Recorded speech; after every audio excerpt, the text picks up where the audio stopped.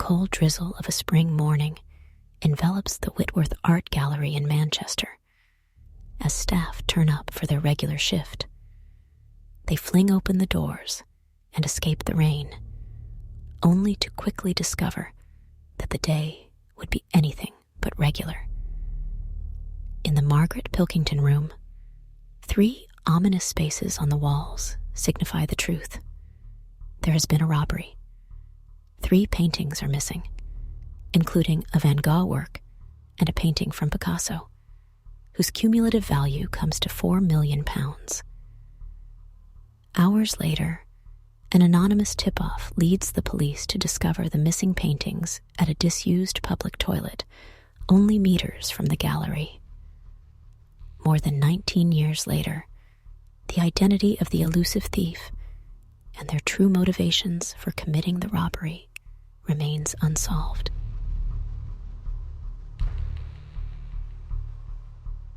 Chapter 1. An overview of the gallery.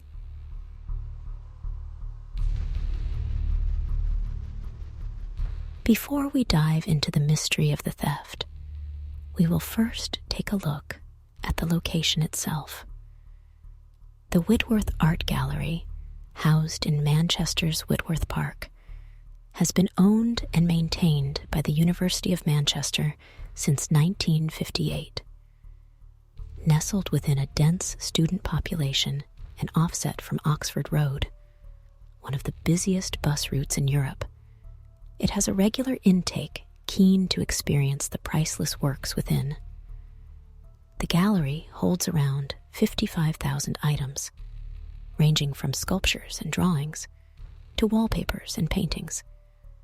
It also houses 12 works by Picasso and a variety of Van Gogh paintings. As expected, the value of the items inside necessitates a robust security response. CCTV cameras are positioned across the facility. Patrolling guards regularly navigate around the building to detect intruders.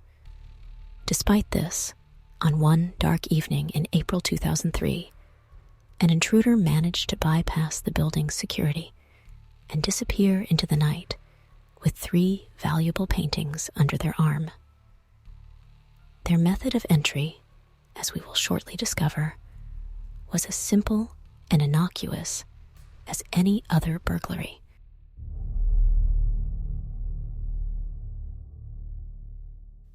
Chapter 2.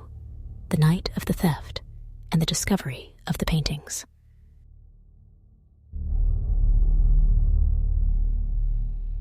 The Whitworth Gallery closed its doors to the public at 9 p.m. on Saturday, the 26th of April, 2003.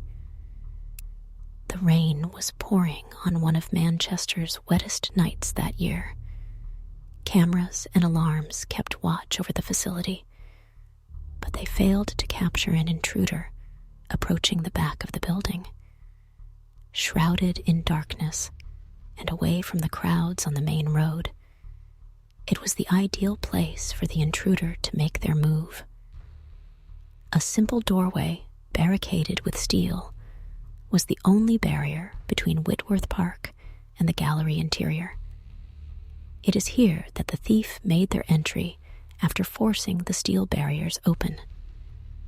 Now, inside the gallery, the thief made their way into the nearby Margaret Pilkington room. No alarms were triggered, and CCTV cameras did not capture the robbery in action. In a matter of moments, 3 paintings and their frames were extracted from the walls. The Fortifications of Paris, with houses by Van Gogh, Tahitian Landscape by Paul Gogh, and Poverty by Picasso were the paintings in question. The thief, now holding items with a combined value of £4 million, made their way back through the broken steel door and disappeared into the misty darkness of Whitworth Park. The intrusion and the theft of the paintings went entirely undetected.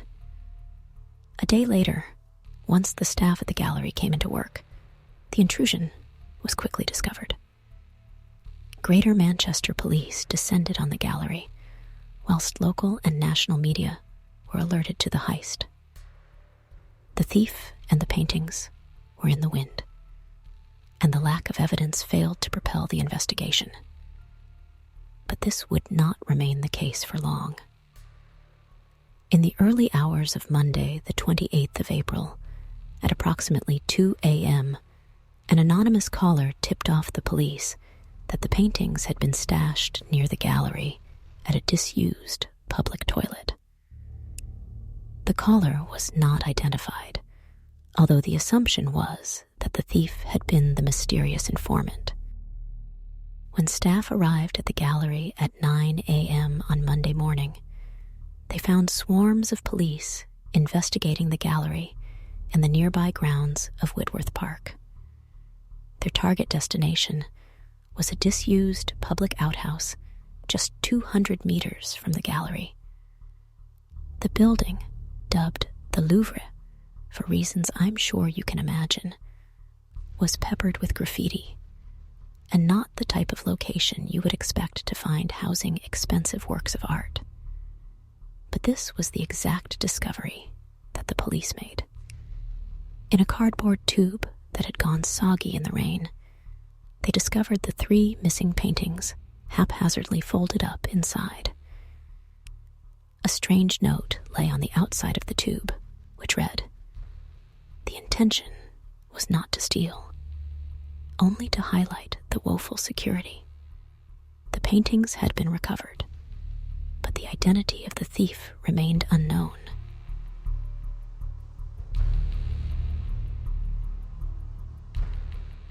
Chapter 3: The Police Investigation and Evaluation of the Gallery's Security.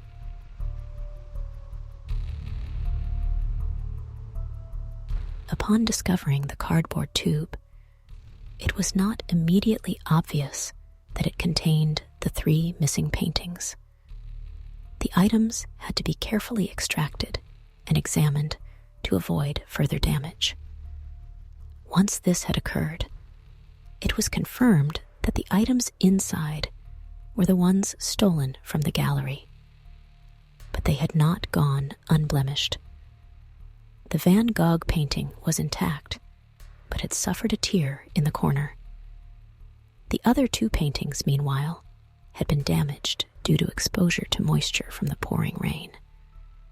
The paper was old and fragile, making rain exposure the worst act of vandalism a thief could inflict, second only to deliberate acts of destruction.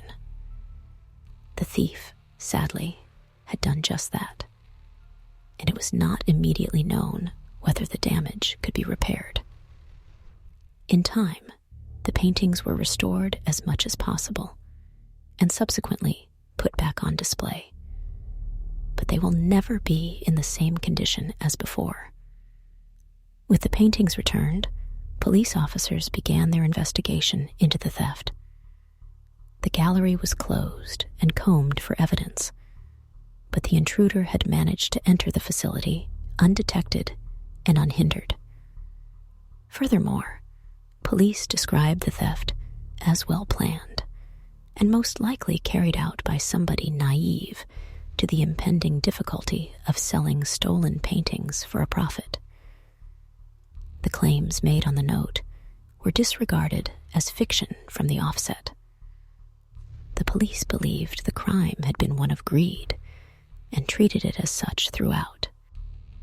The thief had claimed noble intentions in stealing the paintings, wanting only to highlight the gallery's inadequate security. But facility directors wholeheartedly disagreed. They claimed that the Whitworth was covered with CCTV systems and alarms to detect theft, as well as regular roving patrols by guards. The security measures at the facility were described as sophisticated and were reviewed twice a year by Greater Manchester Police to assess their efficacy. The last inspection had taken place 6 months before the theft in April 2003 and had not shown any critical failures. Gallery directors pronounced the safety of the gallery and the thief did not. I'm sure you will have your own opinions on this, but the simple facts of the intrusion are the same regardless. No matter the sophistication of a security system, thieves can and do find ways to bypass stringent measures. The investigation rapidly went cold shortly after the theft. There was no evidence at hand to lead investigators to the thief, and with the paintings returned, it likely grew to be less of an immediate concern.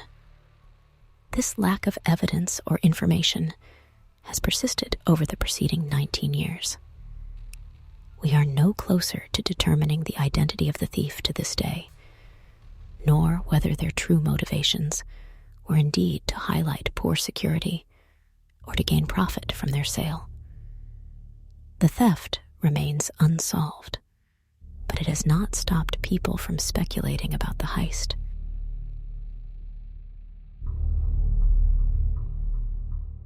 Chapter 4. A Boomerang Theft?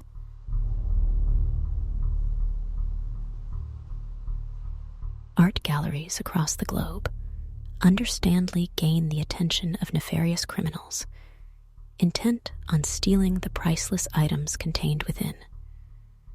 Those who are daring enough to attempt a heist are usually foiled by intense security that kills their attempt stone dead. But sometimes these thefts are successful, and the criminal escapes with an item potentially worth hundreds of millions. Selling these items, however, is a difficult task, one that the thief perhaps does not realize before the heist. Their only options are to sell to a reputable buyer who will invariably alert the police, or underground criminals who will offer a significantly lower price than the item is worth. Because of this difficulty, thieves will often try to undo the robbery by returning the items to the gallery and concocting an alternative story to explain the theft. This process is known as a boomerang theft and has been speculated to have been the case in the Whitworth heist. So, could this have indeed been the case? Likely, yes. The stolen paintings would have been immediately recognizable to a reputable art collector who would not have engaged in their sale. The thief may not have wanted to take the paintings to an underground buyer, leaving their remaining options minimal. With panic setting in, returning the items to the gallery may have been their attempt at undoing the theft, with the note left behind to divert attention away from their true intent. It is also possible that the thief simply felt guilty about stealing the paintings and wanted to return them back to where they belonged. The intricacies of their actions are unclear, but the fact they returned the paintings rather than simply destroying them may have some insight into their motivations.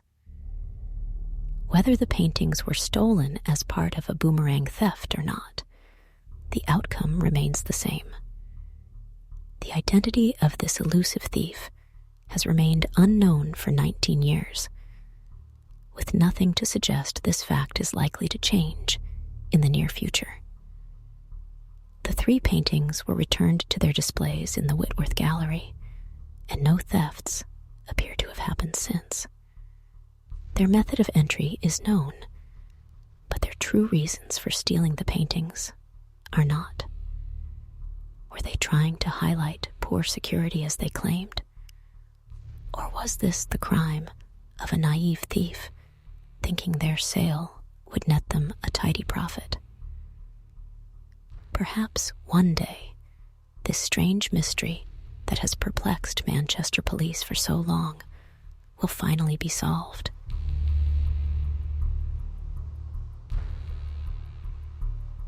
Chapter 5. The Lingering Questions.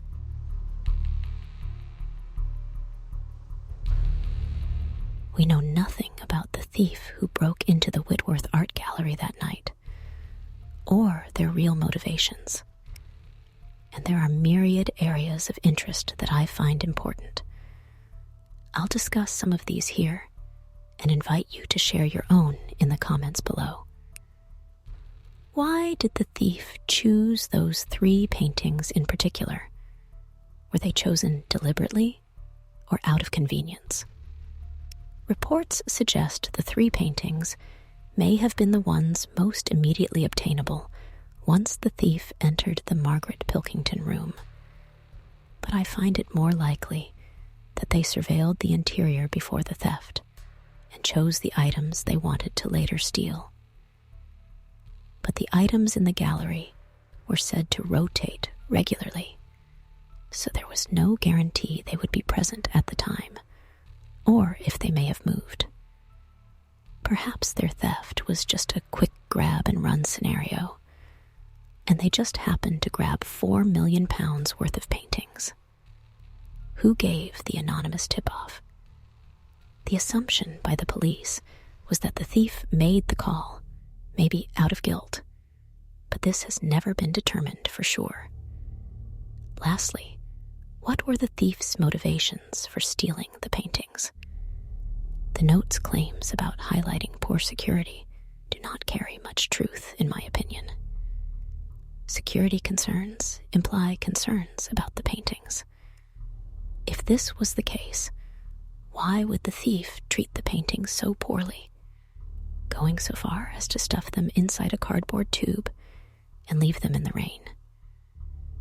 It doesn't make sense, which is why I find the idea that they were intending to sell them more likely. But determining the thief's motivations may be invaluable in hopefully discovering their identity. I hope you have enjoyed this fascinating case, which I haven't seen anyone else discuss before. I've always found art thefts and missing treasures and artifacts in general very fascinating, and I came across this one whilst researching something else. I've been to the Whitworth Gallery before, and it's a gorgeous little location. I had absolutely no idea this theft had occurred, but I thought this particular mystery might be one worth sharing with you all. If you have enjoyed this video, please don't forget to like and subscribe, as it really does help out a small growing channel like mine. If you have suggestions for cases you want me to cover, please be sure to leave them in the comments below. If you have possible theories regarding the case, I would love to hear and discuss them further in the comments. If cases like this interest, you can see the video I did on the greatest diamond heist in history on the left. But for now, I must say goodbye, and I hope to see you next time.